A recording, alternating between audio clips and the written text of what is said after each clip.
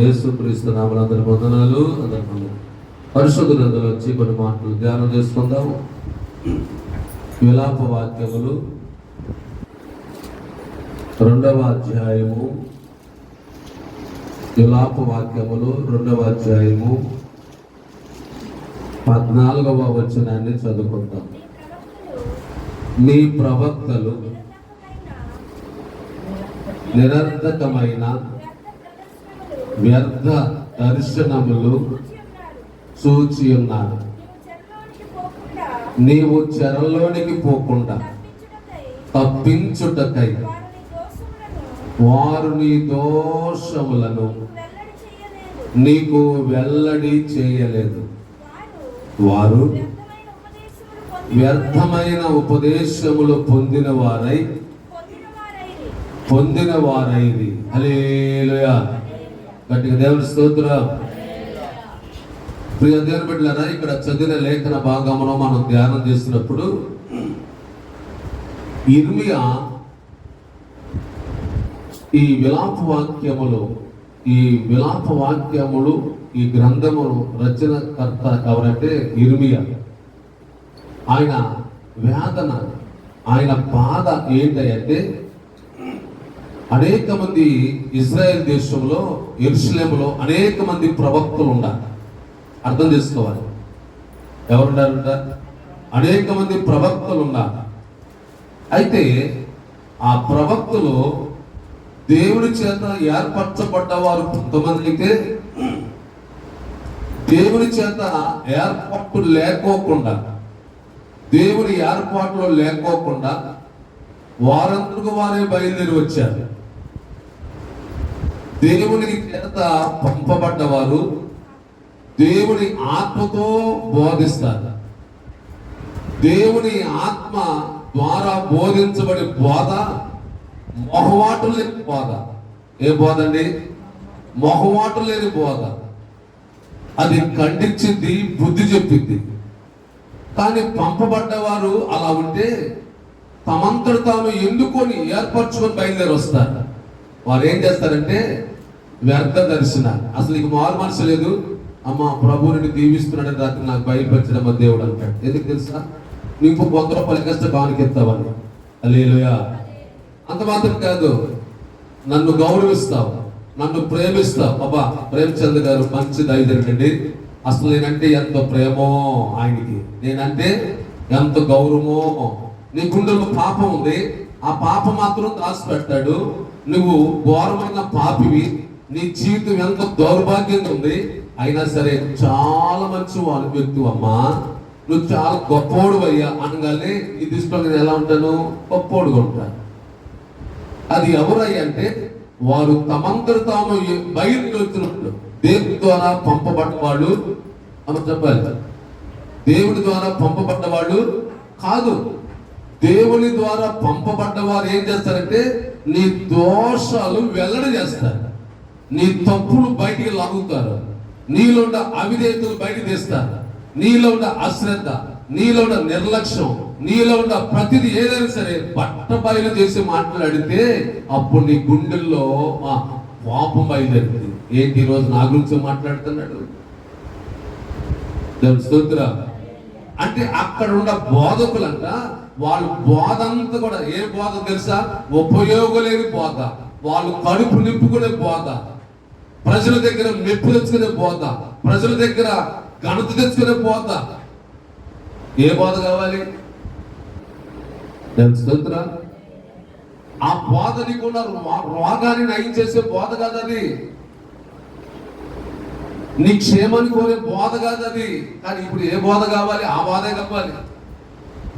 దేవుడి మందిరానికి వచ్చినప్పుడు ఈరోజు నా దోషాలు వెల్లడి కావాలి. ఏం కావాలంట? నీ తప్పులేంటి బయట రావాలి, నీలో ఉన్న లోపాలు నీకు అర్థం అవ్వాలి.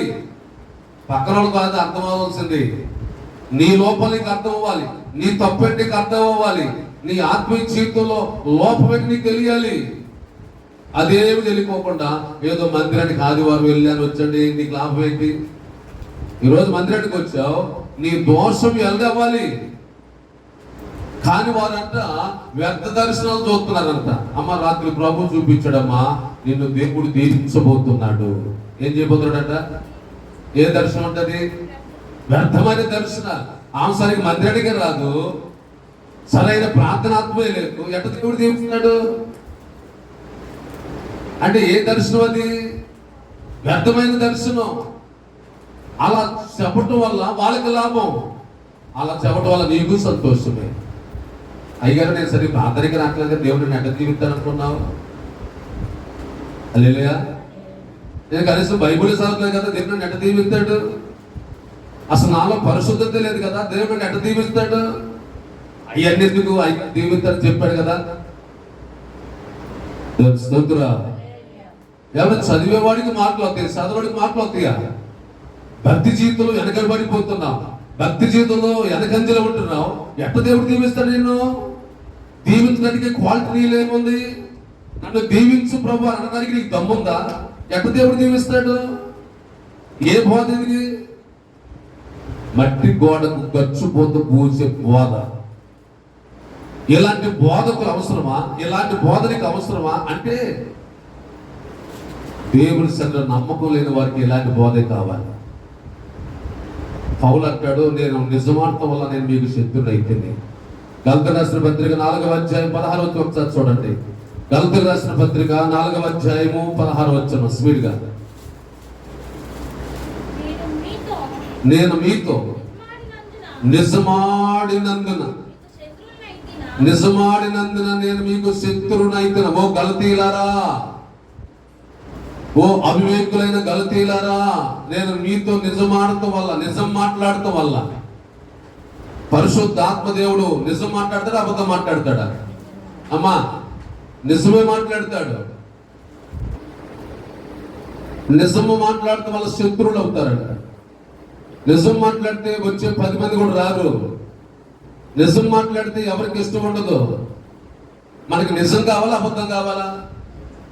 అబద్ధం ఆడేవాడికి అబద్ధం ఆడేవాడే కావాలి, నిజం ఆడేవాడికి నిజంగా మాట్లాడేవాడే. అందుకని ఏ గూటి పక్షి అంటే ఆ గూటికి వెళ్తుందంట. నేను గమనిస్తా ఉన్నాను, ఏ గూటి పక్షులు ఆ గూటికాడ చేరతాయి. నువ్వే గూటి పక్షివి? అబద్ధానికి అలవాటు పడ్డా గూటికి వెళ్తున్నావా? మోసానికి అలవాటు పడిపోయావా? మోసానికి అలవాటు పడ్డవాడు మోసం చేసేవాడి దగ్గరికి వెళ్తాడు. యథార్థంగా ఉండేవాడు యథార్థవంతుడి దగ్గరికి వెళ్తాడు. హల్లెలూయా. ఏ గూటి పక్షులు నువ్వు ఉన్నావు? ఆలోచించాలి, అర్థం చేసుకోవాలి.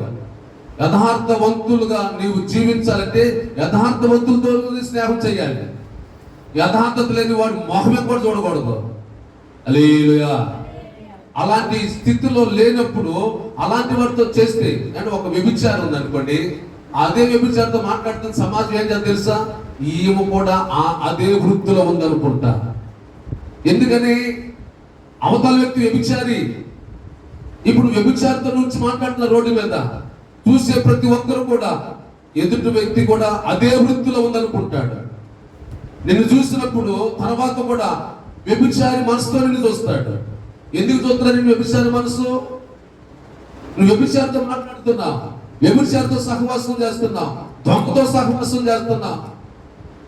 అందుకని వ్యభిచారం తెలిసినప్పుడు ఆ వ్యక్తితో నువ్వు మాట్లాడకూడదు. లేదుగా ఏముందంటే మనం పక్కన ఉన్నాం, పక్కనే నిన్ను కూడా అలాగే లెక్కలేస్తారు, నిన్ను కూడా అదే కోపంలోకి లెక్కలేస్తారు. ఈరోజు మన జీవితంలో ఆలోచించాలి. దొంగతో ఏకీభవించిన ఎడలా నీవు కూడా దొంగవే, వాక్యం సెలవిస్తుంది. ఈ రాత్రి మన జీవితాలు ఆలోచిస్తే నిజమాడటం వల్ల నేను మీకు ఏమయ్యాను? శత్రువు. ప్రజలకైతే దేవుడికి స్నేహితుడిగా ఉంటాం, ప్రజలకి శత్రువు అయితే ఏమంది అంటే శత్రువు అంటే ఏంటి? సాతానుడు అంటాడు, నిజం మాట్లాడటం వల్ల, వాస్తవం చెప్పడం వల్ల వీళ్ళందరూ మారుమనసు పొందుతారేమో అని శత్రువుకి బాధ, సాతానుడికి. కాబట్టి రాత్రి ఉదయకాల దేవుడు మన జీవితాల్లో ఈ ప్రవక్తలు ఎవరంట? వీళ్ళు ఏ ప్రవక్తలు? వీళ్ళు దేవుని చేత పంపబడ్డ వాళ్ళు కాదు. వీరికి ఆత్మ లేదు. వీరికి ఏం లేదు? ఆత్మ కావాలి. అమ్మ ఏం కావాలి? ఆత్మ ఉన్నప్పుడే, దేవుని ఆత్మ పొందుకున్నప్పుడే దేవుని మనసులోని సంగతులు వెల్లడి చేస్తారు. ఇప్పుడు వీరంట ఇశ్రాయేలు ప్రజలంట చెరలోకి వెళ్ళటానికి కారణం ఎవరు? ఈ ప్రవక్తలే, ఈ బోధకులే. వాళ్ళు చెడిపోవటానికి, వాళ్ళ శత్రు దేశంలోకి వెళ్ళటానికి, శత్రు చేతిలో చిక్కబడటానికి, శత్రు చేతిలో పట్టబడటానికి గల కారణం ఎవరంటే ఆ బోధకులు. ఎవరి గురించి మాట్లాడుతున్నాడు అంటే యెరూషలేము పట్టణం గురించి మాట్లాడుతున్నాడు. యెరూషలేము చెరలోకి వెళ్ళిపోయింది, యెరూషలేము దోపుడు చేతిలోకి వెళ్ళిపోయింది, యెరూషలేము పతనమైపోయింది. యెరూషలేము చూసి అయ్యో ఒకప్పుడు ఈ పట్టణము ఎంత బాగుండేది, ఈ పట్టణము ఎంత ఆహ్లాదంగా ఉండేది, ఈ పట్టణము ఎంత ఘనతకెక్కింది, అలాంటి పట్టణము ఈ రోజు ఇట్లా అయిపోవడానికి గల కారణం అంటే వారు ఏ బోధ విన్నారంటే దేవుని చేత పంపబడ్డ బోధ కాకుండా వ్యర్థ దర్శనాలు, వ్యర్థమైన ఉపదేశాలు విన్నారు. వారు లోపాలు, వారు దోషాలని ఎత్తి చూపించాల ప్రవక్తలో. దేవుని స్తోత్రం. డాక్టర్ దగ్గరికి వెళ్ళినప్పుడు మనలో ఉన్న వ్యాధిని గుర్తించి అమ్మా నీకు పలానా వ్యాధులని చెప్పే డాక్టర్ కావాలి. అంతేగాని నీ కడుపు లేకుండా సరే బాగానే ఉందమ్మా వెళ్ళిపో అని చెప్పాడు అనుకోండి, ఎవరికి లాభం? డాక్టర్ గారికి 500 వచ్చింది, మందులు రాస్తాడు. మనకు రోగం తగ్గదు. మన రోగం తగ్గాలి, మన పాపం పోవాలి. మన పాపం పోవాలంటే నీ లోపాలు ఎత్తి నీకు వెల్లడి చెయ్యాలి. దేవుని స్తోత్రం. తల్లి నువ్వు ఈ స్థితిలో ఉన్నావు, నువ్వు ఈ స్థితిలో జీవిస్తున్నావు, నీలో ఉన్న లోపం ఇది అని వాక్యపు వెలుగులో నీ లోపాలు నీకు అర్థం అవ్వాలి, నా లోపాలు నాకు అర్థం అవ్వాలి. అప్పుడు మనం సరి చేయబడతాం. దేవుని స్తోత్రం. సరి చేయబడే బోధ కావాలి, మనం దిద్దబడే బోధ కావాలి. బైబిల్లో విలాప వాక్యంలో మొదటి అధ్యాయం మొదటి వచ్చిన చూడండి.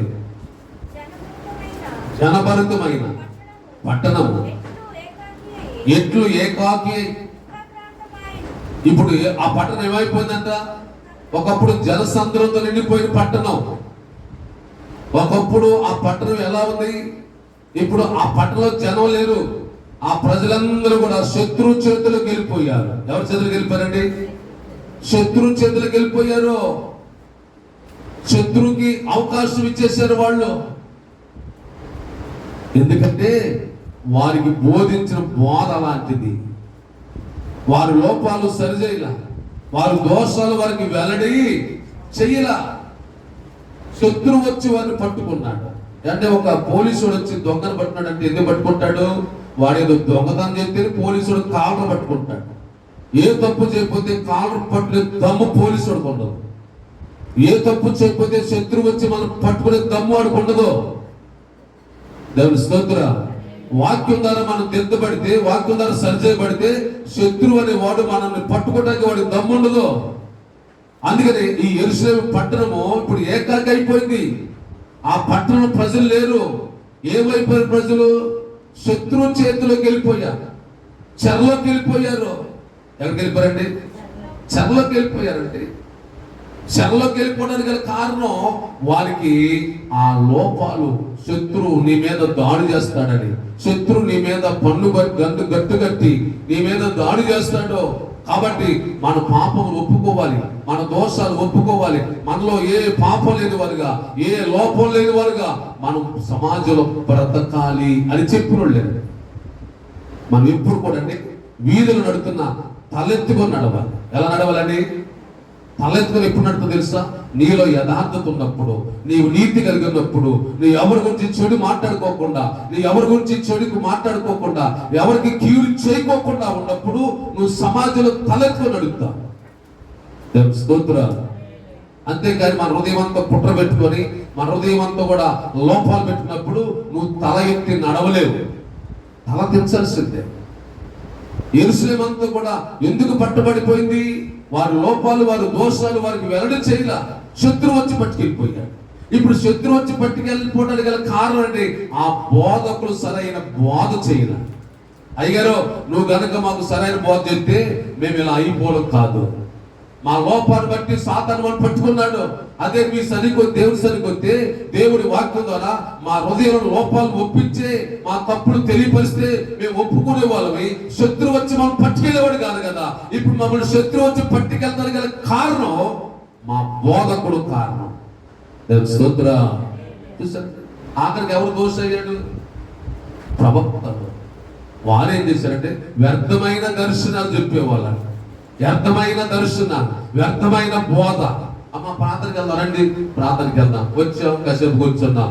ఆయన నాలుగు మాట చెప్పాడు జక్కి గురించి, మీరేది అన్నారు వెళ్ళిపోయారు. ఎవరికి ఉపయోగం? ఎవరికి ఉపయోగం? జక్కి గురించి మీకు తెలీదా? జక్కి గురించి కాదు, నా లోపం ఏంటి, నా దోషం ఏంటి, నాలోన లోపాలేంటి, నాలోన అవిధేయతలేంటి, అవి నాకు అర్థం అవ్వాలి. అవి నాకు అర్థమైతే నా జీవితం బాగుపడింది. నా జీవితం అర్థం కాకపోతే నేనేమైపోతాను? అందుకనే దేవుని సన్నిధికి వచ్చినప్పుడు, ప్రభువా నా లోపాలేంటి, నా దోషాలేంటి, వాక్య వెలుగులో వెల్లడి చేయి నాయన అని చెప్పి ప్రార్థన చేసుకోవాలి. దేవుని స్తోత్రం. పోయిన వారానికి ఈ వారానికి నేను మెరిట్లుగా మారాలి. ఈ వారానికి వచ్చే నాలో మార్పు కనపడాలి, మార్పు కనపడాలి, మార్పు చూపించాలి. అది అలా వెల్లడి చేస్తే అలా సరిచేయి పడతాను. ఎక్కడ వేసిన పొంగలి అక్కడే ఉంటే ఉపయోగం ఉందండి. ఆలోచించాలి. రెండో వచనం కూడా చదువు. రెండో వచనం కూడా, రాత్రి అంతా ఏం చేస్తుందంట? బహుగా ఆడడానికి గల కారణం ఏంటి? నీ దోషాలు వెల్లడి చేయలా. మన దోషాలు లోపల ఉంటే, ఎరుకో పట్టణం, హాయి పట్టణం మీదకి ఇజ్రాయెల్ ప్రజలు వెళ్తేనండి, హాయి పట్టణం చిన్నది. హాయి పట్టణం చిన్నదే కదని కొద్ది మంది వెళ్ళారు. ఆఖరికి వెళ్తే వారంట హాయి ఎదుట నిలబడలేకపోయింది. హల్లెలూయా. హాయి ఎదుట నిలబడలేకపోయారు. హాయి చిన్నదే కదా. ఇజ్రాయేల్లో దోషం ఉన్నది. ఇజ్రాయేల్ ఏముంది? అమ్మా, నీ జీవితంలో దోషాలుంటే నువ్వు ఎక్కడ నిలబడలేవు. ఇప్పుడు మనం ఏం చేయాలి? మనలో ఉన్న దోషాలు ఏంటో మనకు అర్థం అవ్వాలి. యెహోషువ ఏడుస్తున్నాడు. యెహోషువ ఎందుకు ఏడుస్తున్నావు? అయ్యా, ఎరుకో మీద మాకు విజయం ఇచ్చావు, కానీ హాయి మీద ఓడిపోయామయ్యా, హాయి మీద వెనకబడిపోయామయ్యా, హాయి ఎదుట నిలబడలేకపోయామంటే అప్పుడు దేవుడు అన్నాడు, వారిలో దోషం ఉంది. వారిలో ఏముంది? అమ్మా ఏముంది? దోషం ఉంది. వారిలో ఉన్న దోషం వారిని పారిపోయేటట్టుగా చేసింది. ఈరోజు ప్రియ దేవుడా, నీ జీవితంలో, నీ హృదయంలో ఏ దోషం ఉంది? నీ హృదయంలో ఏ లోపం ఉంది? నా హృదయంలో ఏ లోపం ఉంది? ఆ లోపాన్ని నాకు వెల్లడించేయి నాయన. దావీదు నాతానులో ఉన్న దోషాన్ని, దావీదులో ఉన్న దోషాన్ని ఏం చేశాడు? వెల్లడి చేశాడు. హల్లెలూయా. దావీదు రాజే, దావీదులో దోషం ఉంది, దావీదులో పాపం ఉంది. అది దావీదుకి అర్థం కావట్లా. ఏదో సామెత ఉంది, గురుగుందంతా ఎర్రగా ఉండనుకుంటుందంట. దేవుని స్తోత్రం. నువ్వు అనుకోవచ్చు నేను సమాజంలో పెద్దవాడినండి, నువ్వు అనుకోవచ్చు నేను సమాజంలో పెద్దదాన్నండి, నువ్వు అనుకోవచ్చు మా కుటుంబంలో నేను పెద్దవాడినండి అనుకోవచ్చు. నీ లోపం నీకు అర్థమవుతుందా? నీ దోషం నీకు అర్థమవుతుందా? నీ దోషం నీకు అర్థం కాకపోతే, నువ్వు సమాజంలో పెద్ద వ్యక్తివైనా, నువ్వు కుటుంబానికి పెద్దవాడు అయినా సరే, నీ దోషం నిన్ను ఒక రోజున నిన్ను చెరలోకి తీసుకెళ్తుంది. నాతాను వచ్చి దావీదుతో మాట్లాడుతున్నాడు, రాజా నీ రాజ్యంలో ఒక ఆయనకి 100 గొర్రెలు ఉంటాయి, ఒక ఆయనకి 1 గొర్రె ఉంటాయి. 100 గొర్రెలున్న ఇంటికి ఒక చుట్టూ వచ్చాడు, ఒక స్నేహితుడు వచ్చాడు. అప్పుడు అతను పోయి 1 గొర్రె ఉంది, ఆ గొర్రెను తెచ్చి వధించి భోజనం చేశాడు. అంటే అరే 100 గొర్రెలు ఉన్నవాడు ఆ 100 గొర్రెలు 1 గొర్రె నీకోకుండా 1 గొర్రె ఉన్న వ్యక్తికి తెచ్చాడా? ఎవడు వాడు అన్నాడు. ఎవడు నా రాజ్యంలో అన్నాడు. అలాంటి వాడు 1కి 4 ఇవ్వాలి.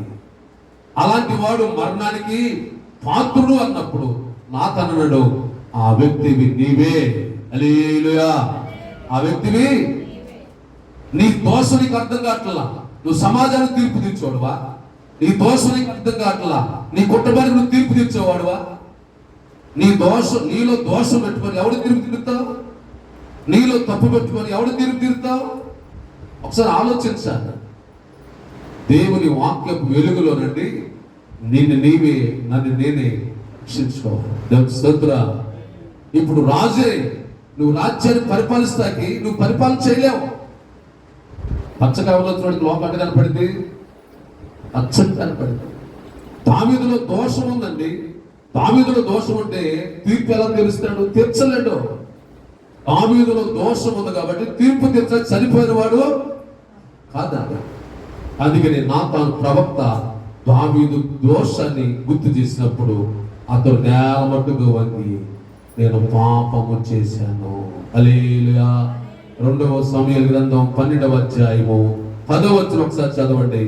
2వ సమూయేలు గ్రంథం 12వ అధ్యాయము,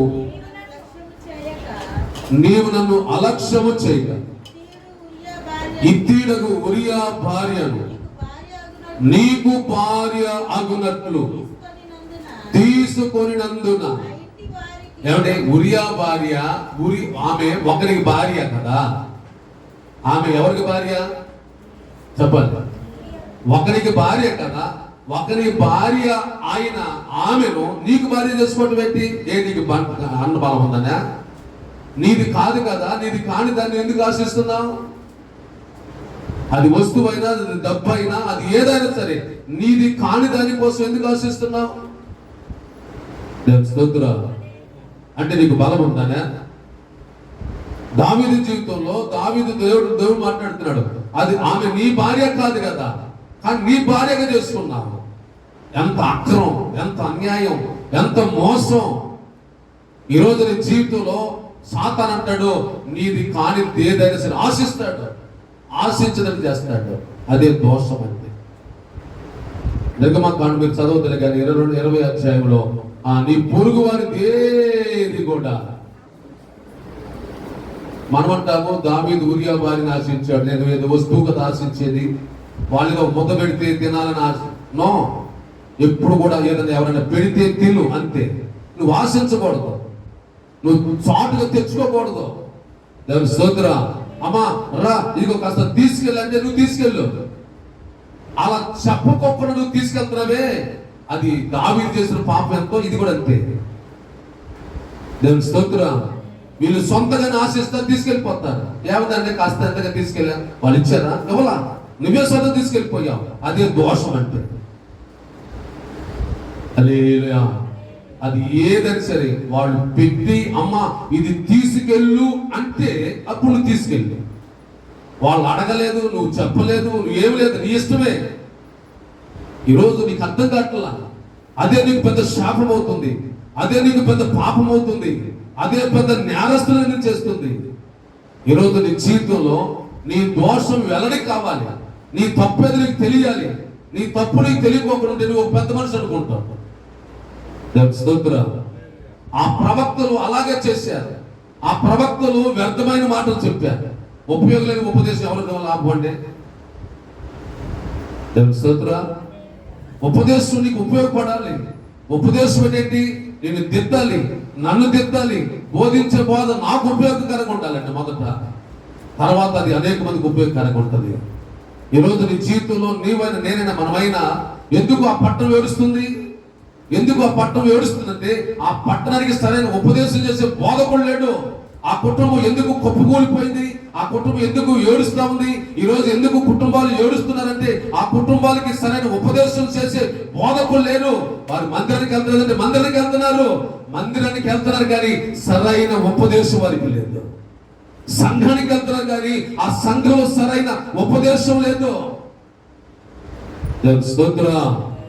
మా సంఘం 100 మంది అంటే మంచిదే. సంఘంలో నీకు ఉపదేశం ఎలా ఉంది? ఆ ఉపదేశం నీ లోపాలు ఎత్తి చూపుతా ఉందా? నీ దోషాలు వెల్లడవుతున్నాయా? నీ తప్పులు నీకు అర్థమవుతున్నాయా? ఆ పట్టణమే ఆఖరికి ఏమైపోయింది తెలుసా? 5వ వచనం చదవండి. విలాప వాక్యములు 1వ అధ్యాయం 5వ వచనం. దాని విరోధులు, అమ్మా దాని విరోధులు, దేని విరోధులు చెప్పాలి? యెరూషలేము విరోధులు ఏమయ్యారు? ఇప్పుడు నీ లోపాలు, నీ దోషాలు వెల్లడి చేయకపోతే, నీ దోషాలు ఒప్పుకోకపోతే, నీ పాపను ఒప్పుకోకపోతే నీ శత్రువు నీ మీద అధికారి అయి. అది బాగుంటుందా? ఆ బోధ కావాలి నీకు? ఆ ఉపదేశం కావాలా? యెరూషలేముకి విరోధులు ఏమయ్యారంటే యెరూషలేము మీద అధికారులు అయ్యారు. కారణం ఏంటి? దీనికి కారణం ఎవరంటే అక్కడ ఉన్న బోధకులు, అక్కడ ఉన్న ప్రవక్తలు. ఒకదానికి ముందేమంటే వారు ఏముందేశారు? పుండు అడుగల్లా మానాలి, పై ముందుగా వేసేది. ఇప్పుడు ఆ యెరూషలేముకి విరోధులైన వారంట యెరూషలేముకి అధికారులు అయినంట. అసలు ఎంత తలవంపులండి, ఎంత తలవంపులు! ప్రియ దేవుని బిడ్డ, ఈ ఉదయకాలం మన జీవితాల్లో నీకు శత్రువులైన వారు ఈ రోజు నీ మీద పెత్తనం చేస్తున్నారు, ఈ రోజు నీకు విరోధులు అయ్యారు. కారణం ఎవరు తెలుసా? నీ లోపాలు, నీ దోషాలు నీకు అర్థమయ్యే విధానంగా బోధించే బోధ లేకపోవటం వల్ల తెలుస్తుందిరా. విరోధులు అయ్యారు. దాని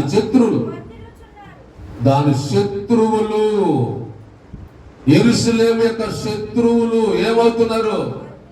వర్ధిల్లాలి. ఎవరు అసలు వర్ధిల్లాల్సింది? ఎవరు? దేవుని బిడ్డలు వర్ధిల్లాలి, ఉపదేశం విన్నవారు వర్ధిల్లాలి. ఈ రోజు మనం వర్ధిల్లుట్లా, శత్రువు వర్ధిల్లుతున్నాడు. దానికి కారణం ఎవరంటే వారు వ్యర్థమైన ఉపదేశాన్ని చేశారు, వ్యర్థమైన దర్శనాలు చెబుతున్నారు, వారికి మేలు కలిగే మాటలు చెప్పట్లా. స్తోత్రా. ఏదో 4 మాటలు చెప్పి వాళ్ళు ఇచ్చే 100, 10, 20 తీసుకొని బతకాల. బ్రతికించేది దేవుడు అండి. దేవుని స్తోత్రా. బ్రతికేది మనుషులు ఇచ్చే దగ్గర తీసుకొని బతకడం కాదు, దేవుడి ద్వారా బ్రతికించబడాలి, దేవుడి ద్వారా పోషించబడాలి.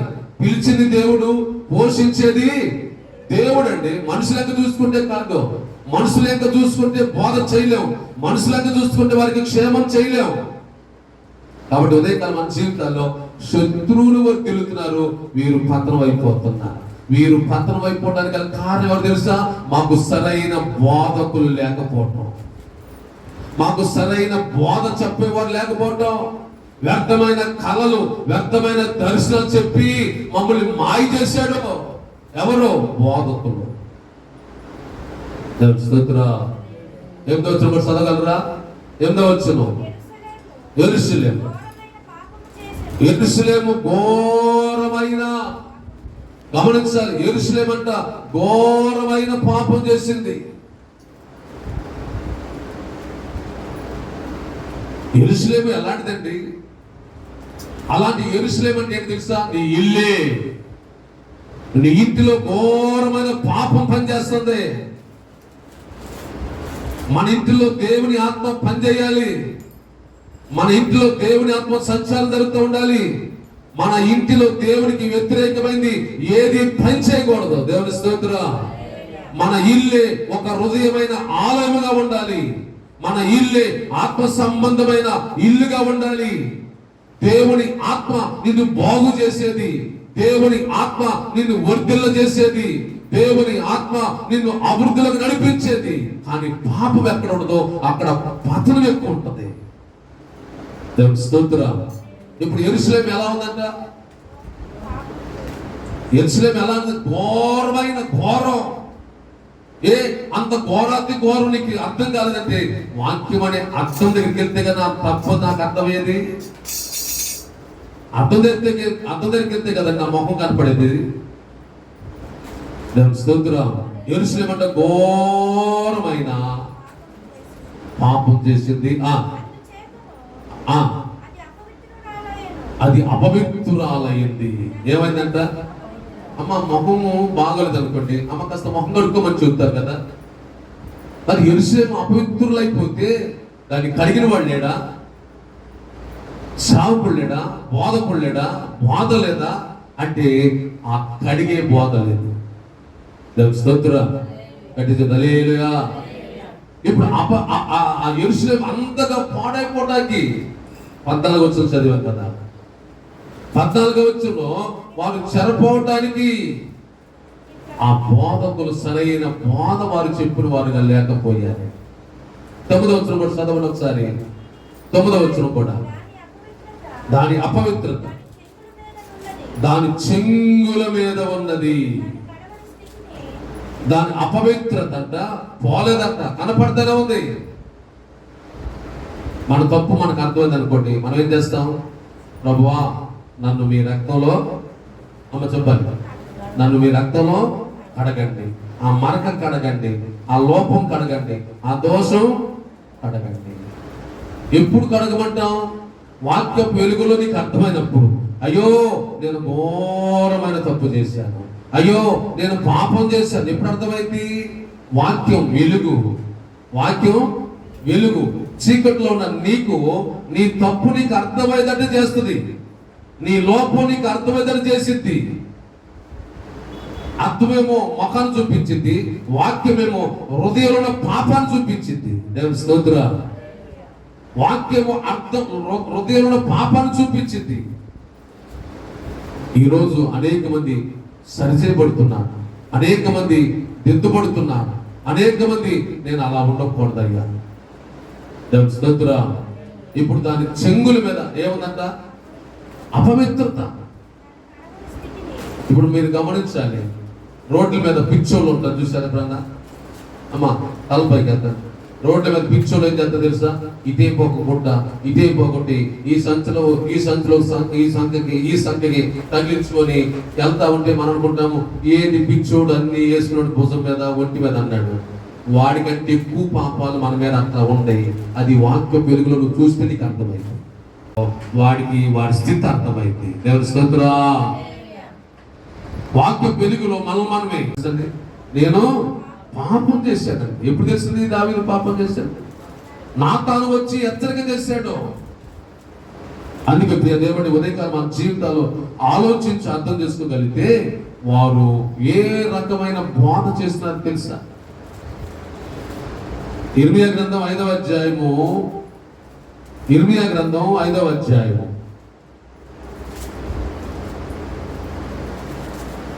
12వ వచనం ఒకసారి చూడండి. ఇర్మియా గ్రంథం 5వ అధ్యాయము 12వ వచనం.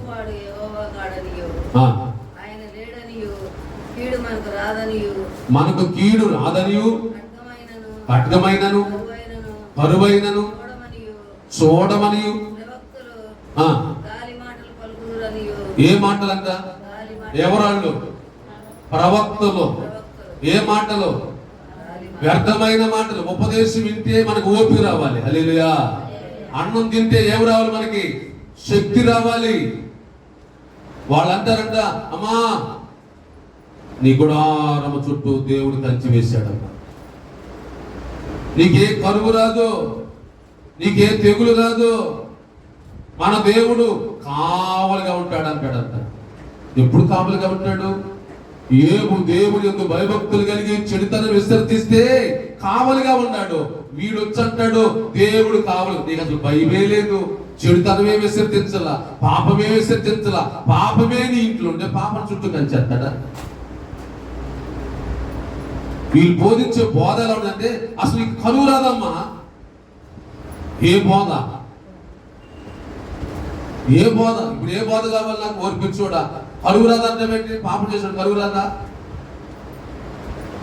నీతిగా నడిచే వారికి కరువు రాదా? వచ్చింది. కానీ వీడు పాపంలో వాడికి కరువు రాదని చెబుతున్నాడు.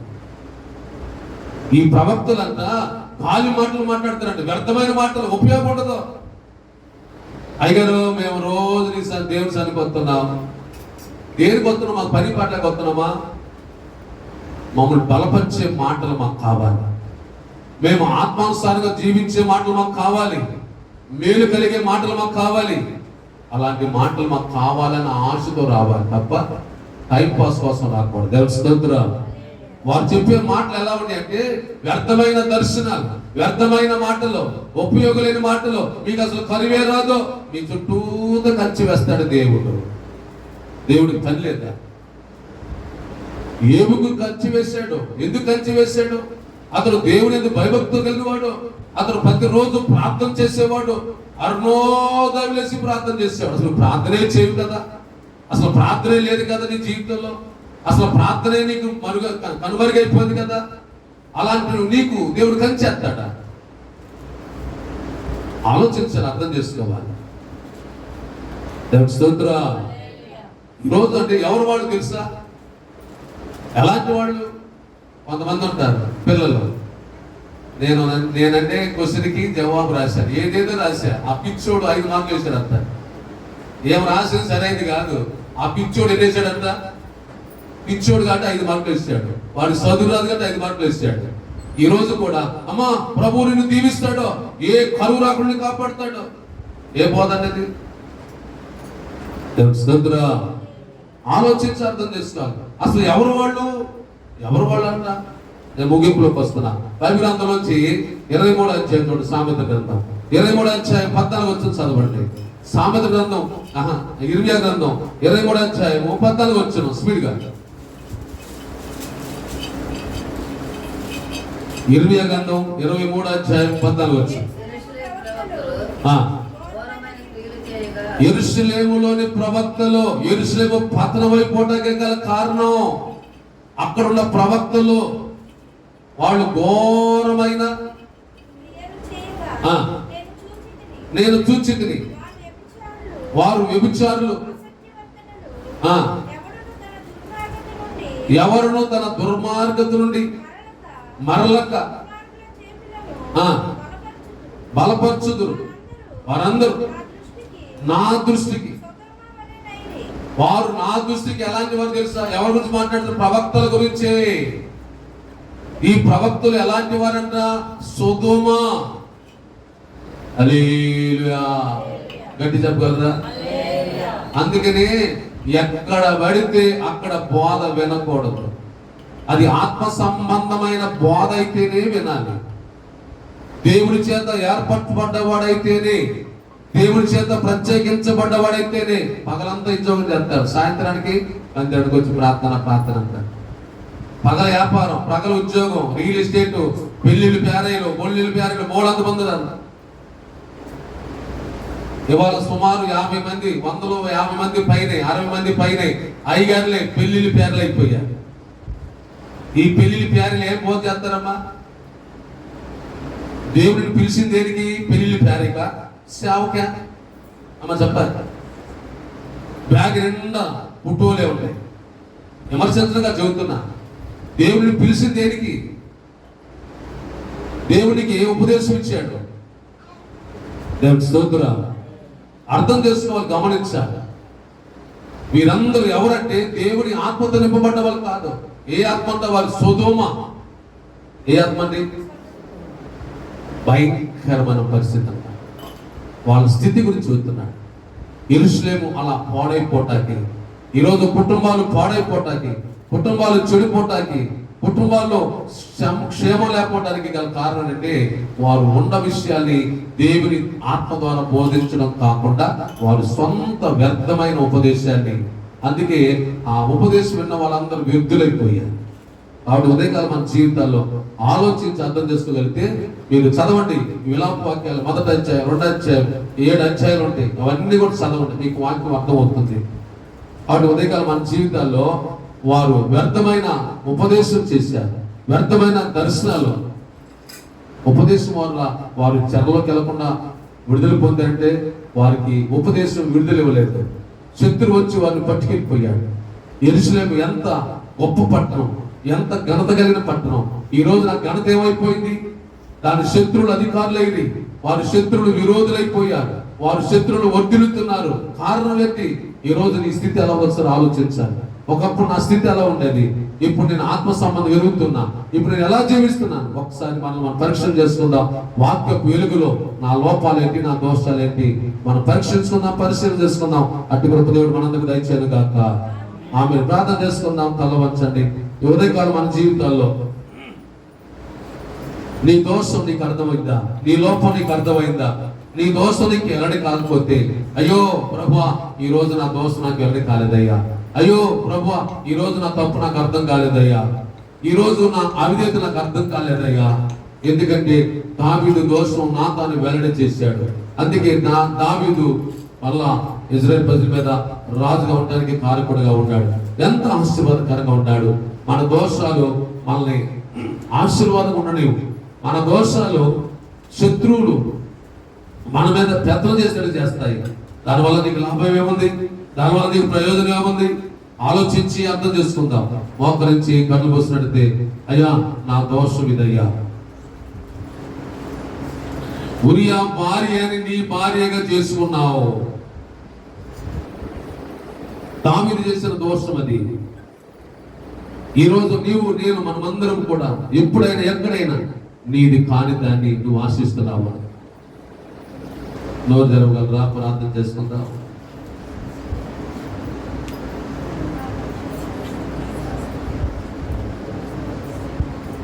మౌనంగా ఉండమని దేవుని ప్రార్థన తీసుకుందాం. నన్ను గద్దించడం అది నాకు ఆశీర్వాదం. తిమోతి, నీ బోధ గద్దించాలి, హెచ్చరిక చేయాలి. నేను ఆ స్థితిలో ఉన్నాను ప్రభు, నన్ను క్షమించు. యెరూషలేము పతనమైపోవడానికి గల కారణం ఉపదేశం లేకపోవడం వల్లే. ఆ ప్రజలకు సరైన ప్రవక్తలు లేరు, యాజకులు.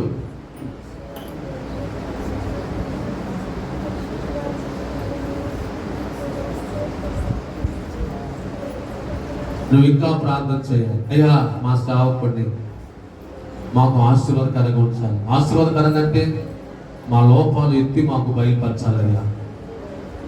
అప్పుడే మేము దీవించబడతాం. అప్పుడే మా కుటుంబాలు క్షేమం ఉంటాయి. ప్రతి బోధలో మేము దిద్దబడాలయ్యా. ప్రతి ఉపదేశంలో మేము సరిచేయబడాలయ్యా.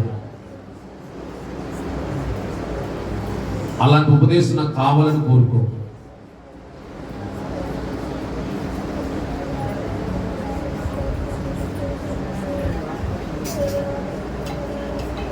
అది యెరూషలేము క్షేమం, నీ కుటుంబానికి నా కుటుంబానికి క్షేమం. పరిశుద్ధుడా, ప్రేమ గల దేవా, మీ వందనాలు. ఈ ఉదయకాలం మరొకసారి మీ పాసానికి వచ్చున్నాం. మీ పాదాలు బట్టి బతులాడుతున్నాం. విలాపవాక్యములు 1వ అధ్యాయంలో ప్రభువా అయా కొన్ని విషయాలు మాకు నేర్పించావు. 2వ అధ్యాయం 14వ వచనంలో అక్కడ ప్రవక్తల గురించి మాట్లాడుతున్నాం. ప్రభువా, మీ ఆత్మ లేని వారుగా, అయ్యా మీ చిత్తంలో ఏర్పాటు లేని వారుగా ఉంటే ప్రభువా వారి కల్పన కథలు చెప్తా ఉంటారు, వ్యర్థమైన ఉపదేశాలు చేస్తూ ఉంటారు. ప్రజల్లో ఉన్న లోపాలు దోషాలు అయినా వారికి వెల్లడి చేయలేరయ్యా. ప్రజల యొక్క దోషాలు వెల్లడి చేయకపోతే వారు పాపాలు ఒప్పుకోరయ్యా. ఒప్పుకోకపోతే శత్రు చేతిలో దోపుడు సొమ్మైపోతారు. ప్రజల క్షేమం ఉండాలి, పట్టణం క్షేమం ఉండాలి, కుటుంబాలు క్షేమం ఉండాలి. అట్టి అనుభవం నన్ను మమ్మల్ని అందరూ నడిపించండి. మీ ఆత్మానుసారం ఉపదేశం మాకు కావాలయ్యా. అట్టి ఉపదేశం దినము మాకు అనుగ్రహించి ఈ నామమునకే మహిమ తెచ్చుకోమని విన్న ప్రతి ఒక్కరి లోపల దోషాలు ఈ రక్తంలో కడిగి ప్రభువా వారిని పరిశుద్ధపరచండి. ఎందుకంటే వారిని ఒప్పుకుంటున్నారయ్యా. మమ్మల్ని అందరూ కూడా కడగండి, పరిశుద్ధపరిచి మీ నామానికి మహిమ తెచ్చుకోమని యేసుక్రీస్తు నామములో ప్రార్థించి అడిగి వేడుకొని పొందినాము తండ్రి. ఆమేన్. హల్లెలూయా. మా ఆరాధన కార్యక్రమాలు ప్రతి బుధవారం రాత్రి 7:30 జరుగును. ప్రతి శుక్రవారం రాత్రి 7:30 జరుగును. ప్రతి శనివారం రాత్రి 7:30 జరుగును. ప్రతి నెల 2వ శనివారం సంస్కార ఆరాధన జరుగును. ప్రతి ఆదివారం ఉదయం 6 గంటలకు పునరుద్ధ ఆరాధన జరుగును.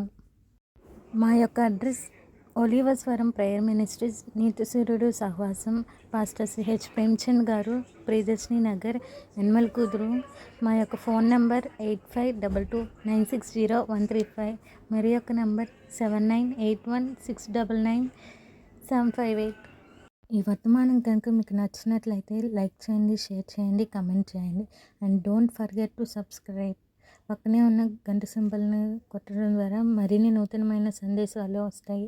దాని ద్వారా మీరు ఆత్మీయంగా బలపడతారు. Thanks for watching this video.